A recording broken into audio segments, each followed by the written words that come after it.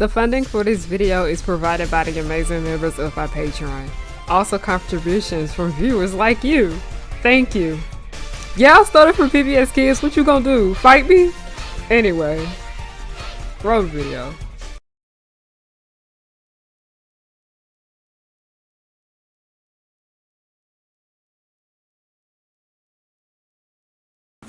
Okay, so word on the street is that my scene, as in, you know, the my scene that is like my favorite doll line ever, is getting a redo and they're coming back. I don't know what they mean when they say they're coming back. Are they gonna come back with the show? Are they gonna come back with the movies? But I know for sure they most definitely probably are gonna come back with the dolls. And guess what?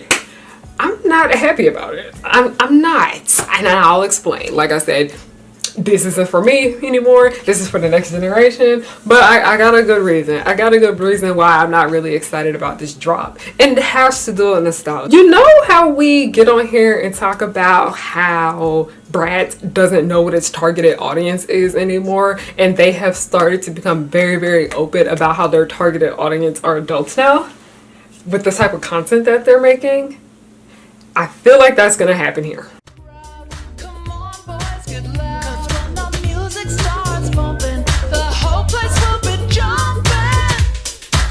It's my scene, you know what I'm...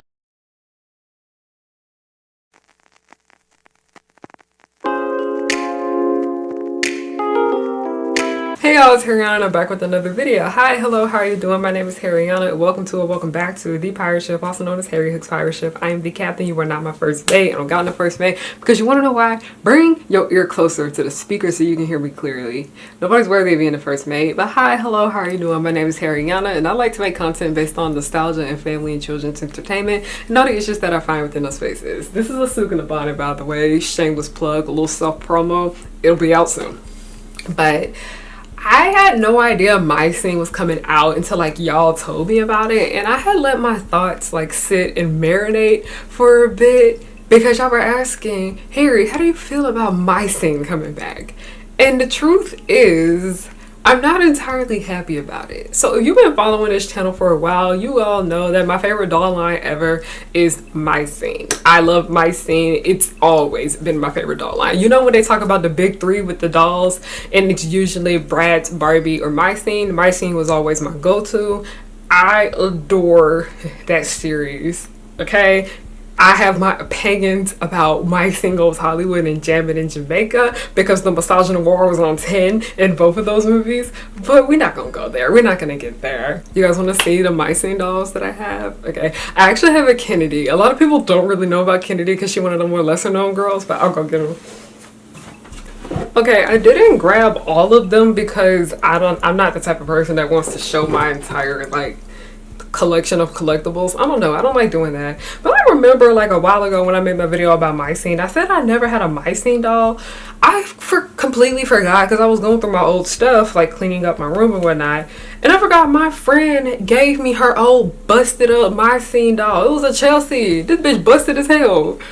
She gave this to me as like a gift, and it looked the best, but like I love my scene so much I just took it, and I was so thankful. She looked terrible, but I don't care.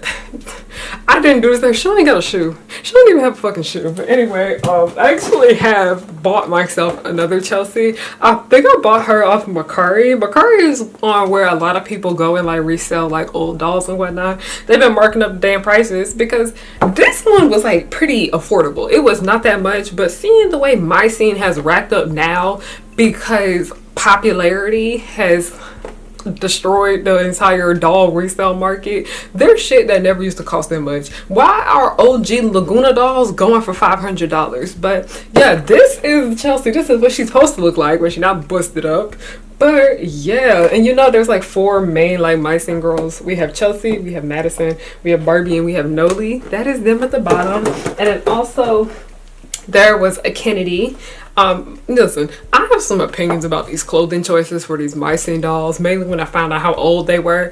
I really thought these girls were like in their like early to mid 20s. Found out they was in high school. I was like, no, but these looks are given. I'm gonna cosplay these outfits, okay? I'm gonna cosplay these outfits, y'all, and y'all can't stop me. This is a look. These are actually looks, but yeah, they somebody has some opinions about these doll outfit choices, same as I do bratz, same as I do Barbie, but I really do love this Kennedy look. It's just super cute to me. I still need to take my pictures of these dolls because I like to make like my scene doll memes. If you guys follow like my business page on Instagram, or if you follow my main page too, I like to make like my scene doll memes. But yeah, I have a good ass time making a meme with this. This is like so meme worthy, isn't she? But yeah, this is how I know I love my scene. Because this girl, she has a tattoo on her too. Was that always there, or did my friend put that there? Anyway, but as you guys see, I love my scene. I truly do. So you think I'd be excited about it coming back? And for the most part, I would be happy to get some dolls that don't cost a damn arm and a leg, seeing that they're gonna start producing them again.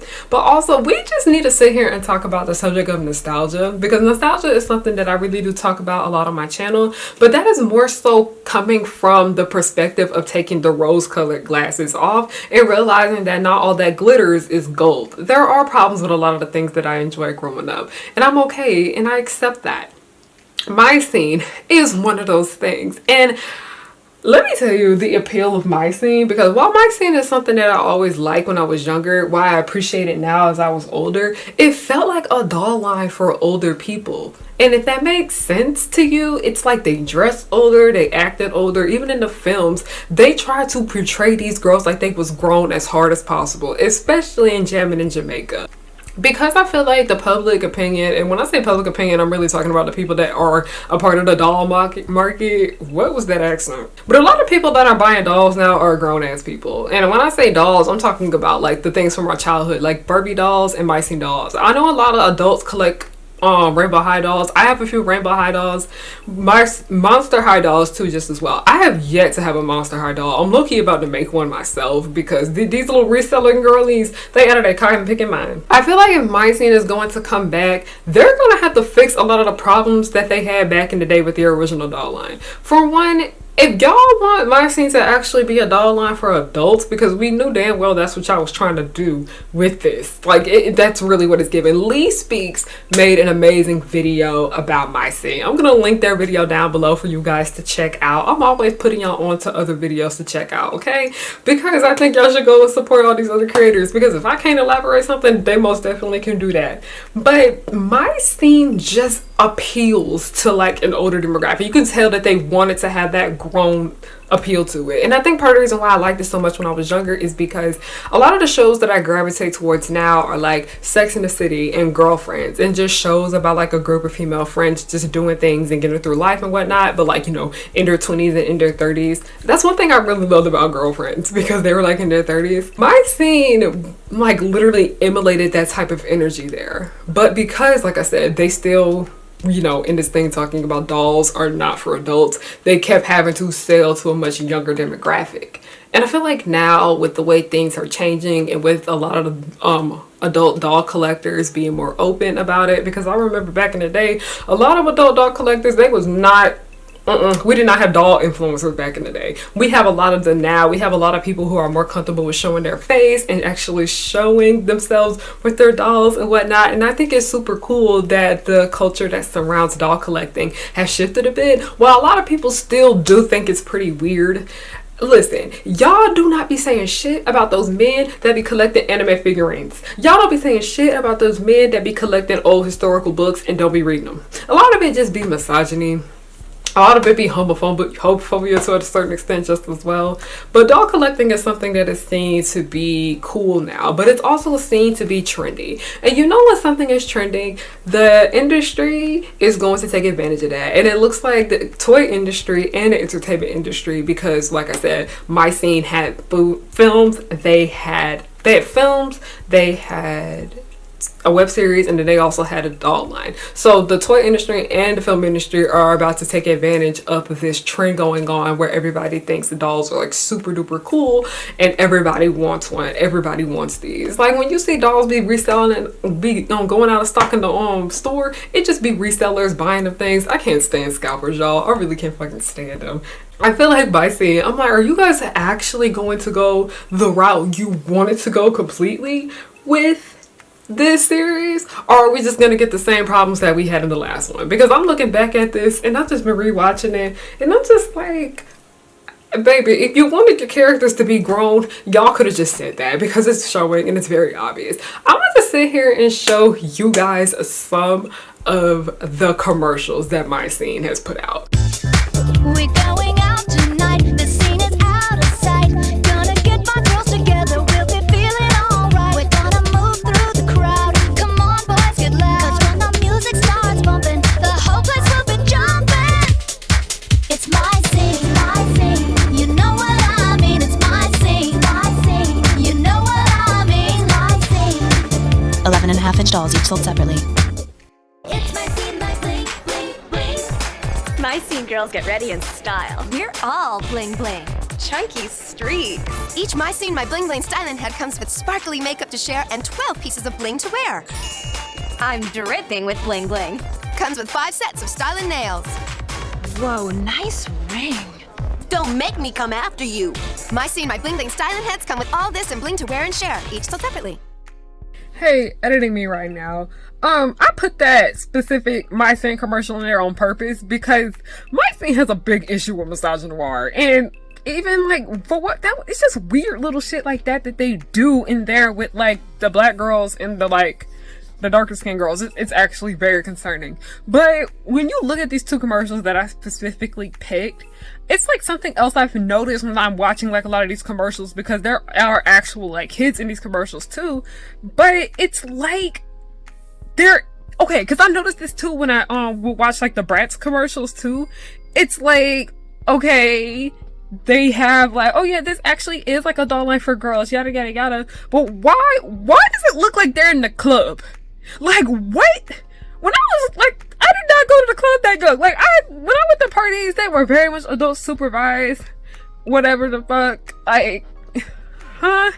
What is this? That's why I was just talking about how My Scene's marketing was so freaking confusing. And even when you watch like the movies, it's specific, like I said, Jamming in Jamaica was the like most prominent case with this problem, because we see the girls and they're like, yeah, I asked my parents if I could come, and I'm like, but how are y'all running around Jamaica by yourselves? Like, listen, that's why I'm just like, if My Scene is gonna come back, are y'all actually gonna treat the characters like they're their damn age? Or are we going to like, do what y'all, are they actually going to be in their 20s the way y'all wanted to present them as? I don't know. This is just something I've always been irritated with My Scene. Even though I love this series, I'm like, nah, this is a problem. We need to talk about it. Because I sit back and I watch these commercials and I'm like, oh my gosh, this is the life that I have now. I'm going out with my friends and this and that, the third. And then I'm like, wait a minute, something not right. That is not correct. That is not accurate. And we could sit here and argue that Bratz has this same problem. We could sit here and argue that Barbie has this same problem. Like I said, I feel very conflicted about My Scene coming back, because like I said, everybody just wants to ride the nostalgia wave. But also, would My Scene really work in this day and age? Because when we talk about My Scene, we are talking about Y2K. That is a staple of Y2K. That is something that is an important factor when it comes to Y2K. And I feel like that's part of the reason why Bratz was able to make such a big ass comeback, because so much of what Bratz focuses on is like basically built into the Y2K aesthetic. And Y2K is something that is super duper trendy. I was a fan of Y2K before it became trendy. I was on the Y2K bag back in 2018, and then in 2020 when everything shut down, that's when everybody started doing Y2K. So this is a lifestyle for me. I'm never leaving. Okay, forever stuck in 2003. It's just, I'm like, Are we just bringing it back because Y2K is trending? And people are sitting here and saying that the Y2K phase is starting to ride out. I don't think it is, because the true Y2K people, like me and all the others, we still here. Like how the 80s phase is never going to ride out. The 90s phase is never going to ride out. I don't care what nobody says. There's people out here dressing like it's the 50s again. There's people out here dressing like it's the 20s again. With decades coming back and, you know, being trendy again, I feel like there's enough room out here for all of us. Is there room out here for my scene to come back because of the Y2K aesthetic being a trend now? Yes, unfortunately. If my scene gonna come back, y'all need to fix the problems that was in the original. Like, fix the problems with the casting. Let's actually get accurate casting for the first one. Let's not have misogynoir. Are we gonna have the characters be grown? Are we gonna have the characters in high school again and they act grown? Like, what are we gonna do? How are we gonna change the story? Are we gonna better it to today's time? Like, what are we gonna do? Are we gonna be more accurate? What's going on? Well, yeah, that's all I wanted to say. I just wanted to make like a fun little silly video just talking about my thoughts and opinion about my scene coming out. If you guys like me just getting out here making more fun silly videos, let me know, because sometimes it'd be so hard. Like that Halloween and that Catwoman video, I've been crying like in the process of making both of those videos because they are just both making me so emotional. So that's why I've been wanting to post more like fun, like more lighthearted content like this. So yeah, that's pretty much all I got to say for this video. Thank you guys so much for watching, and have a great day, night, whatever time of the day you're watching. I'm just thankful that you watched it with the ads on. I'm gonna start making memes of her. Chelsea, what's going on, girl? No, the tattoo makes it funnier. That's why I was like, Micey, are you sure that these are not, come on, what's going on? But y'all, it's giving girl unhinged. It's giving woman unhinged. I love this shit, okay? This is funny. If y'all see me making memes with Chelsea, y'all know it's me. Okay, I'm just talking nonsense at this point, but have a great day, night, whatever time of the day you're watching. I'm just thankful that you're watching with the ads on. Alright, goodbye. Now that you see, you should beware of the power of three. They come to fight as fast as they can. They're dangerous, yet fabulous. Because the Utonium made them eschew. They are the colors of pink, green, and blue. They'll catch you in the blink of an eye and do it all before bedtime. They coming through and fighting, and everyone they're shocking. You know no one can stop them all because of the chemical X. They coming through and fighting, and everyone they're shocking. You know no one can stop them all because of the chemical X.